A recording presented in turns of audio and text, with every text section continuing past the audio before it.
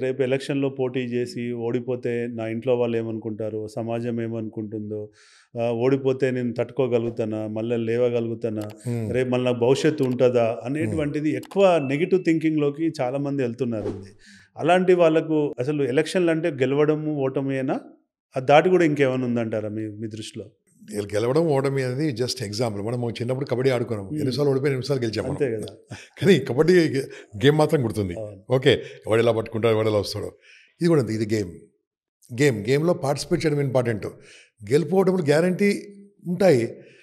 నీవు లక్‌తో డిపెండ్ కాకుండా నీ శ్రమతో డిపెండ్ అయి ఉంటది. నీ రిలేషన్‌షిప్‌తో డిపెండ్ ఉంటది. ఆ టైంలో ప్రజలు ఆలోచించే విధంగా మీరు మాట్లాడగలిగితే, వాళ్ళ ఆలోచన తెప్పించగలిగితే, ఈ మనిషి వస్తే నా బతుకు మారుతుంది, నా తలరాత మారుతుంది అన్నప్పుడు ఎవరు ఆపలేరు. రూ. 1,00,000 ఇచ్చినా ఒక ఓటుకు రూ.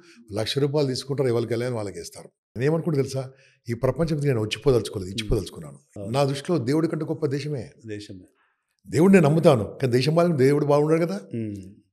కాబట్టి ఆ దేశం కోసం చేసే యువతను ముందుకు తీసుకురావాలంటే రాజకీయ శిక్షణ కార్యక్రమాలు అవసరము. వెరీ ఒక మంచి మాడ్యూల్ హ్మ్. నాకున్న అనుభవంతోని మా గురువులు చాలామంది ఉన్నారు. వాళ్ళందరినీ కూర్చొనిబెట్టి ఒక 10 రోజులు ఈ శిక్షణ కార్యక్రమం 10 రోజులు సాయంత్రం 8 నుంచి రాత్రి 9:30 వరకు very good. With question answers. హ్మ్. అంటే 8 తర్వాత అందరు ఇంట్లో ఉంటారు కాబట్టి అవును. జూమ్ ద్వారా కానీ ఒక మంచి ప్లాట్ఫామ్ ద్వారా కానీ చేద్దాం. Very good.